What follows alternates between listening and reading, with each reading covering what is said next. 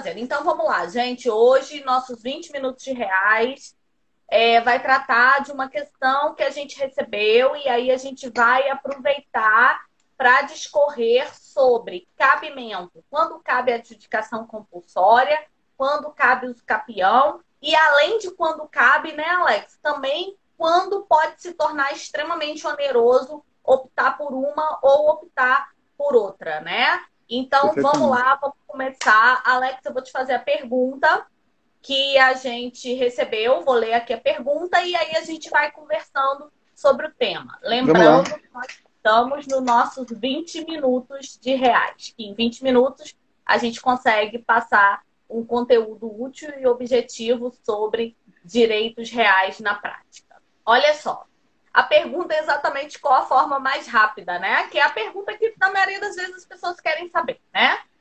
Como é que eu resolvo isso mais rápido para o meu cliente? Lembrando que essa aqui é uma plataforma acadêmica, então, normalmente, a gente recebe perguntas das pessoas que estudam os temas, né? Sejam profissionais, sejam estudantes, né? Ou sejam pessoas também que trabalham com a área de regularização fundiária no serviço público, né? Olha só, qual a forma mais rápida de regularizar um imóvel que foi adquirido por contrato de compromisso de compra e venda há 40 anos, mas que o comprador faleceu há 3 anos? O herdeiro possui os recibos de quitação dados pelo devedor. O herdeiro não tem notícia sobre o paradeiro do vendedor, ou mesmo se ele está vivo. A certidão do CRI, do Cartório de Registro de Imóveis, não indica o vendedor, quem deu a quitação, como sendo proprietário. É melhor fazer adjudicação compulsória ou uso capião? O que seria mais rápido? E aí, Alex, antes de você começar a responder, eu já vou falar aonde é uma das coisas que as pessoas têm mais dúvidas e às vezes cometem mais equívocos. Na ação, quando você escolhe que ação naquela situação ela é mais estratégica e quando cabe que ação, né? E o que vai ser mais efetivo. Eu acho que esse, sem dúvida nenhuma, é um dos temas que mais afligem as pessoas que acompanham a gente. E aí eu vou deixar você começar a discorrer sobre o tema e vou dando meus palpites aqui ao longo Da nossa dos nossos exposição. 20 minutos. Isso. Mais uma vez eu quero dar boa noite ao pessoal, né? No início eu deu, como tá falando, Betânia, deu bom dia, ou boa tarde, boa noite, porque nossas lives ficam aí, né? Da posteridade para quem quiser assistir. Então é sempre bom dar a saudação correta para quem vai acessar posteriormente. Essa situação é aparentemente simples, né? Mas pode causar muito problema para o cliente do advogado que for pegar a causa, né? Porque se o advogado utilizar a ação de forma equivocada, ele vai causar um transtorno, vai fazer com que o cliente perca tempo e dinheiro se ele optar pela via equivocada, né? A gente tem como perfeito isso que as ações de adjudicação, Betânia, e adjudicação compulsória e uso capião são ações que se prestam a regularizar imóveis, né? A pessoa, ao final, o autor dessa ação, ao final do processo, ele vai ter se ele sair vencedor, ele vai ter adquirido a propriedade e vai poder registrar esse direito real em seu nome no cartório de registro de imóveis, né? Na situação apresentada, o que a gente pode notar é que o herdeiro que trouxe a história aí, a pessoa que trouxe, e mais uma vez falando, nossa plataforma é acadêmica, então a gente trata de casos hipotéticos ou então de casos que já foram julgados, a gente discorre em cima deles, mas nessa situação aí que foi trazida, Betânia, é importante a gente notar que a pessoa tem posse, né? Ela tem posse. Ele traz aí que o pai ele celebrou um contrato de compromisso de compra e venda há 40 anos, faleceu há 3 anos. Ele pontuou que as parcelas do financiamento, então, do Foram empréstimo para quitados. aquisição foram todos quitados. E ele pretende agora regularizar, né, depois da morte. O que é importante a gente falar aqui é que a aquisição de imóvel, ele por a maioria das vezes, né, Imóvel é uma coisa cara, então demanda uma quantidade virtuosa de recurso, né, para aquisição. E não raro, essa aquisição se dá de forma parcelada. Se você for adquirir, você tiver o dinheiro, a pessoa tiver o dinheiro, a quantidade de recurso lá totalizada, por exemplo, vou dar um exemplo aqui de valor só, se tiver lá 300 mil, 500 mil para adquirir um imóvel, ela vai fazer a escritura pública no notário e levar essa escritura pública diretamente no cartório de registro e vai registrar e vai ter lá o direito real, tudo certinho. Isso não é o comum, né? Quer dizer, isso não é a maioria dos Para a negócios classe jurídicos. média brasileira, a gente sabe que o pagamento em prestações, seja a questão do financiamento imobiliário, que aí já é uma outra situação, ou seja, o que todo mundo escuta muito falar, às vezes, em propaganda, pagamento direto com o loteador. Isso, perfeito. Pagamento direto com o incorporador, né? O que Isso. você faz é um outro tipo de contrato e você tem que quitar aquelas prestações para somente depois levar aquilo, passar, a realizar uma escritura e levar aquilo a registro, né? Bacana. E quando a gente bate o olho e vê aí esses requisitos, que é o que é um compromisso de compra e venda, com quitação da obrigação, pagamento total do valor e a possibilidade de regularização, a gente pensa logo, né? Vamos utilizar a adjudicação compulsória para regularizar. Por quê? O que é a ação de adjudicação compulsória?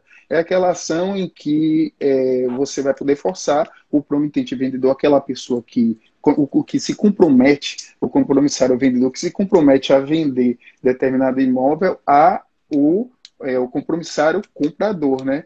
Depois de quitar uma determinada dívida. Se a dívida é porque você vai poder, ao final, aí, tratar dessa adjudicação compulsória. Mas, como eu estava falando, para aquisição de um imóvel, você tem que dispensar um valor grande de recursos, né?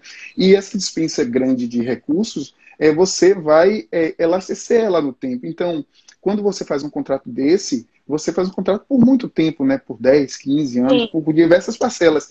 E é comum que você perca o contato com você, quando eu falo aquele que vai adquirir determinado imóvel, perca o contato com a pessoa que vendeu, mesmo após a quitação da obrigação, né? Deixa eu só falar uma coisa. Às vezes não perde só o contato porque a pessoa faleceu ou você não sabe. Às vezes, se foi uma pessoa jurídica que te vendeu, Sim, muitas vezes essa pessoa jurídica é extinta ao longo do período, né?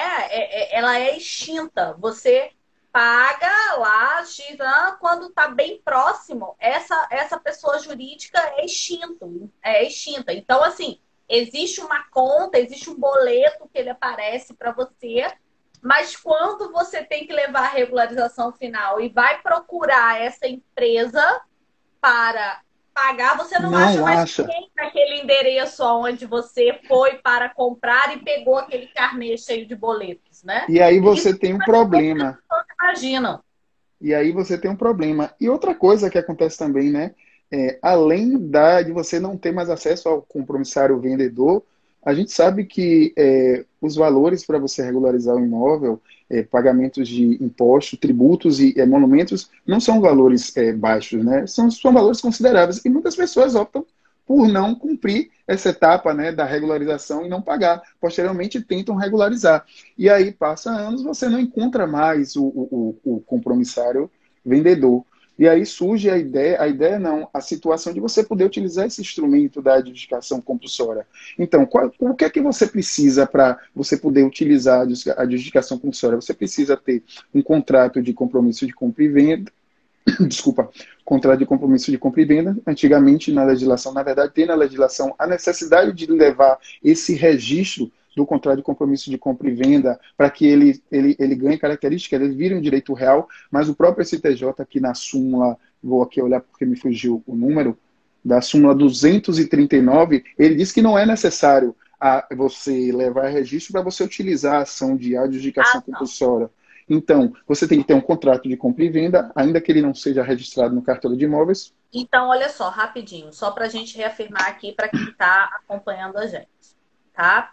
O STJ tem uma súmula no seguinte sentido, que não há necessidade de registro do contrato de promessa de compra e venda para que você utilize-se da ação de adjudicação compulsória, não é isso, Alex? Isso aí. Esse é um dos primeiros, né? Então, dos primeiros pontos que para você poder utilizar a ação de adjudicação compulsória. Então, o contrato de compromisso de compra e venda, mesmo que ele não seja registrado.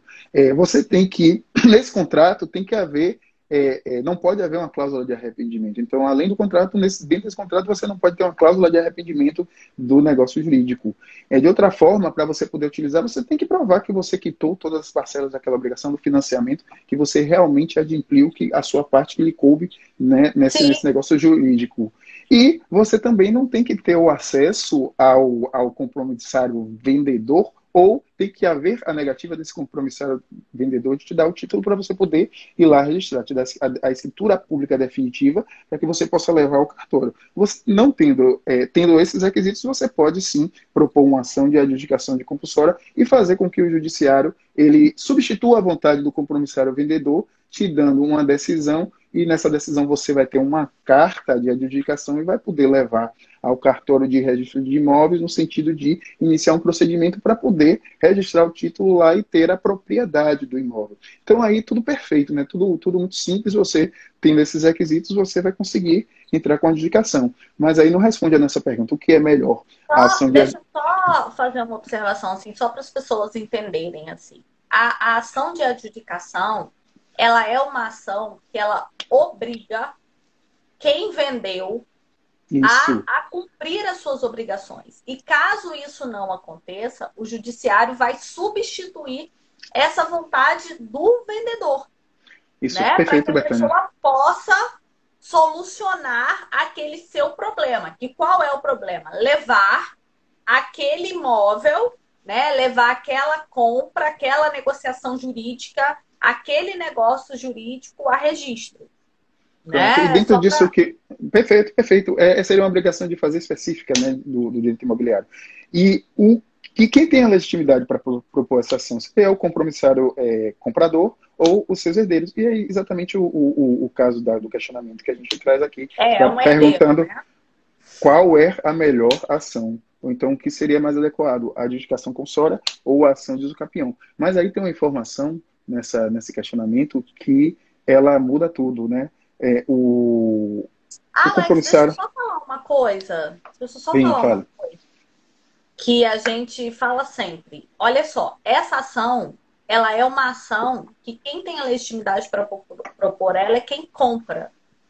Isso. Quando o comprador não quer levar a registro e o vendedor quer solucionar aquele problema, até para tirar aquilo do patrimônio dele, né? Convenhamos, né? A alteração do patrimônio acontece.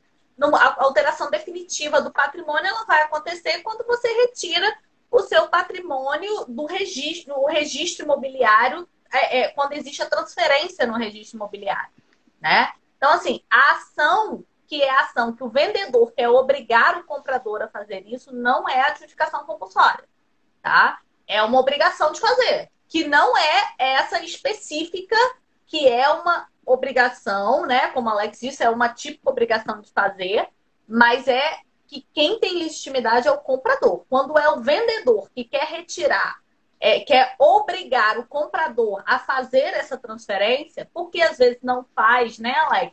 Até mesmo por questões tributárias, né? Essas questões fiscais que você já apontou, aí ele vai ingressar com uma obrigação de fazer para que o comprador cumpra essas obrigações registrais, diríamos assim. Pronto, você trouxe aí a diferença, né? O compromissário comprador, ele vai ter a legitimidade para propor a adjudicação, mas ao inverso, fazer com que o comprador transfira logo e tire do patrimônio, da esfera patrimonial do vendedor, ele vai ter que entrar com a obrigação de fazer. Perfeito, Betânia. Gente, agora... aí eu falo uma coisa. Eu posso só falar uma coisa, Alex? Claro, que outro dia, ela entrou aí, a Carla Sabac, né? Que é uma advogada super especialista nessa área, que vai estar com a gente no projeto da imersão REURB, 8, 9, 10 de junho, né? É idealizadora desse projeto junto com a gente. E aí a gente conversava numa live exatamente sobre isso. As pessoas não conseguem perceber. As pessoas pensam, não vou fazer o registro porque vou gastar X. Com a questão, a pessoa não consegue perceber o que aquilo o que que aquilo pode trazer de problema para ela, né? É. E por que que eu estou falando isso? Esse caso mesmo. Se você tem lá um patrimônio que está, vamos supor, numa pessoa jurídica, o patrimônio que você compra, ele ainda está lá como na pessoa jurídica que te vendeu. Se aquela pessoa jurídica entra em recuperação judicial, como é que você soluciona isso depois? Olha o Se tamanho do no problema. cartório de registro de imóveis, aquele patrimônio ainda pertence àquela pessoa, ele não foi transferido. Ah, Betânia, mas tem jeito, porque eu tenho um contrato da promessa de compra e venda. Gente, até tem jeito. Mas você precisa passar por esse jeito? Né? Essa é a pergunta. Você precisa passar por Atentar, esse jeito? atentar Né? para essas Então, assim, situações futuras, né, que podem trazer muito problema. Conclua, e desculpa. aí, Alex, outro exemplo que eu costumo dar sempre também, esse aí eu falo, né? Toda vez que eu tô dando uma palestra, alguma coisa assim, que alguém pergunta isso, eu falo, ah, mas é porque às vezes a pessoa vai dizer, olha só, na hora que tiver. E a Alex vai saber muito bem disso que eu tô falando, porque a gente fala muito disso, de direitos de possuidor na desapropriação. Na hora que o Estado ou o município fala, olha, vai passar uma estrada aqui e eu tenho que te desapropriar, e você não tiver o título de propriedade, acredite em mim. Você, o seu cliente, quem está aqui acompanhando a gente, que vai orientar um cliente, acredite em mim. Na hora que isso acontecer, a pessoa vai se arrepender amargamente, porque ela vai ter que fazer tudo aquilo que ela não fez, né?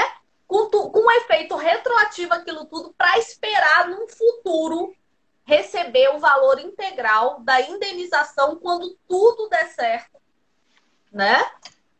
Numa uso capião modulada no tempo, quando tudo der certo daqui a anos. Então, assim, não é bacana, né? Não, é um problema assim que você pode evitar, prestando atenção em que isso pode ocorrer. Então, recapitulando aqui, Betânia, a gente está perguntando em torno da questão se qual é a ação mais apropriada, qual é a ação mais célere, se é a adjudicação ou a de uso capião na situação que foi posta, né? É, Na situação que foi posta, a gente mostrou aqui que existem todos os requisitos para a propositura da ação de adjudicação. E é importante dizer que ela é mais rápida, sim. Se você tiver todos os requisitos, ela vai ser mais rápida do que a uso capião. Mas na situação tem uma informação que muda tudo, né? Lá é dito que o imóvel, quando foi procurado para saber qual o registro dele, solicitado uma certidão no cartório de registro, verificou-se que a propriedade não estava registrada em nome do compromissário vendedor.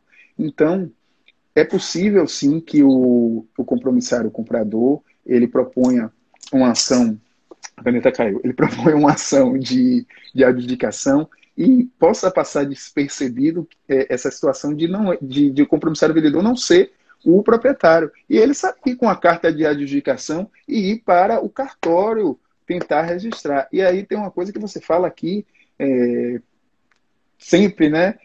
Que os advogados se treinem ao ver. Ele pode passar por esse hiperprocedimental todo, chegar ao cartório lá e dizer, agora pronto, acabou, vou registrar, e se verificar que o proprietário não é o compromissário vendedor. E aí o registrador vai dizer, não vou registrar. Né? E aí tal da nota devolutiva. Tem como, né? Não é que ele não quer, ele não tem como. Aí, pronto. E aí, o que fazer depois de perder tanto tempo e dinheiro? Infelizmente ou felizmente, você ainda tem a uso capião, meu querido. E aí você vai ter que Mas partir. é por isso que essas coisas têm que ser analisadas antes, né? Porque nada é Pronto. mais triste do que você, depois que fez isso o tempo todo, né? Perdeu esse tempo, e a gente costuma brincar. Perdeu esse tempo todo, gastou o dinheiro do seu cliente, perdeu o tempo de vida dele, não recebeu honorários, porque normalmente as pessoas recebem uma parte antes, uma parte no final, e aí você ainda vai ter que ingressar uma outra ação ou uma uso capião extrajudicial, né? Pronto, é isso. E o procedimento Aí você pode pode ser. até, Alex, ficar lá mesmo no cartório de registro de imóveis E fazer a uso capião. Para uso capião extrajudicial. Extrajudicial. E aí ele vai ter, né, a possibilidade, porque dentro do exemplo ele tem mais de 40 anos, só se colocou como herdeiro, ele pode juntar posse do próprio pai, depois de 3 anos ele procurou registrar, então ele tem posse mansa e pacífica. E uma coisa também que o advogado, quando pegar um caso semelhante e puder tratar dele, então atender o cliente, tem uma coisa aí que a gente até, Betânia, fala muito também. Ele tem um justo título, né, Betânia? Mas se for prestar atenção, Mas não é aí necessário. ele nem precisa do Não justo precisa do justo título. Na O justo usucapião, depender título da dele é espécie, prova, gente. O justo título dele serve como como prova. prova. E não para utilizar determinada espécie de usucapião. Aí, no caso, a ordinária, seja judicial ou extrajudicial. Ele pode usar tanto um procedimento como o outro dentro dessa espécie aí. É interessante pontuar aqui que dentro da usucapião, quanto mais prazo prescricional ele tem, menos requisitos ele vai ter que ter, vai ser exigido para utilizar determinada espécie de usucapião. Aí tem a extraordinária, a ordinária, e aí a gente vai descendo, vai a usucapião para moradia, sempre respeitando cada requisito de cada espécie de usucapião. E dando aqui uma resposta já objetiva a nosso questionamento, porque nós estamos nos 20 minutos de reais e eles Já sempre duram passamos. mais do que... no caso, a gente vai ter que analisar caso a caso qual é a situação mais adequada e deixando aqui claro que realmente a ação de adjudicação ela pode ser mais célere, mas se utilizada de forma equivocada, ela vai ser muito, ela vai atrapalhar muito a vida tanto do profissional, do advogado, quanto do cliente. Então, isso é perfeito, isso tem que ser analisado de forma perfeita. Quais os requisitos que você tem para propor determinada ação? Porque se você derrapar nisso, você vai fazer com que aquela ação que pode ser realmente a libertadora vai te trazer muito problema. Então, em torno dessa temática, o que é o melhor, o que fazer, você tem que analisar caso a caso, tem que entender o que é cada uma e, dessa forma, utilizá-la para que você tenha sucesso. E mais uma coisa aqui para finalizar e deixar você para as suas considerações. A usucapião tem poder, né? Você gosta muito de dizer É isso. muito potente. Então é isso, gente. Olha, a gente pode até abrir para quem quiser fazer uma pergunta dentro da temática, depois das suas considerações. Agora, então, assim, enquanto se alguém quiser fazer alguma pergunta, pode ir fazendo aí, né, pra gente, mas enquanto isso eu quero fazer um comunicado, Alex. Olha, um comunicado oficial. Olha só, nós temos novidades aqui no Direito que Move. E a novidade diz respeito exatamente às nossas aulas aqui, nossas aulas online, gratuitas, tá? Normalmente a gente tinha um episódio de 20 minutos de reais na terça-feira e na quinta-feira, 9 horas da noite, a gente tinha uma aula. E a gente, para estar mais perto de vocês, e para estar mais perto de vocês, trazendo conhecimento, trazendo estudos de forma mais objetiva, a partir dessa semana, a gente tem uma novidade que a gente não vai ter mais nossa aula de 9 horas quinta-feira, mas, em compensação, a gente vai ter lives terça, quarta e quinta, 18 horas, né? Nesse horário. Eu não vou prometer, Alex, não vamos fazer outros episódios quarta e quinta de 20 minutos, porque nem nos 20 minutos a gente fala 20 minutos. Mas vai ser mais ou menos o mesmo formato, de trazer situações específicas de forma objetiva. Um pouco mais, um pouco menos. Um pouco mais, um pouco menos, para que todo mundo possa acompanhar. E aí vai ser mais bacana, porque a gente vai ficar mais perto das pessoas mais vezes, né? E quem tem uma dificuldade de assistir um pouco mais tarde, vai poder passar a acompanhar a gente mais cedo, né? Era isso que eu queria fazer de consideração. Muito bom. Então eu quero agradecer aqueles... que não apareceu nenhuma perguntinha hoje aí não, né? Não. Eu quero agradecer aqueles que nos acompanham até agora, os que vão assistir e continuem nos acompanhando, né? Até amanhã, né? Hoje a gente pode falar. Até amanhã. Eu vou falar uma coisa, já vou falar do que a gente vai falar amanhã, tá? Porque hoje bacana, fale mesmo. A gente falou de cabimento de quando é adjudicação, né? Respondendo uma pergunta, mas quando é adjudicação, quando é usucapião. Amanhã a gente vai falar sobre cabimento. Quando cabe ação possessória, quando cabe ação petitória, quando cabe missão na posse, tá? Fazer essa diferenciação para as pessoas, porque isso aí é uma dúvida generalizada que as pessoas perguntam demais para a gente. Então, amanhã, 6 horas, a gente está aqui fazendo essa diferenciação de quando cabe que tipo de ação. É isso. Um abraço grande, boa noite para todo mundo. Boa noite, pessoal. Tchau, até amanhã. Tchau.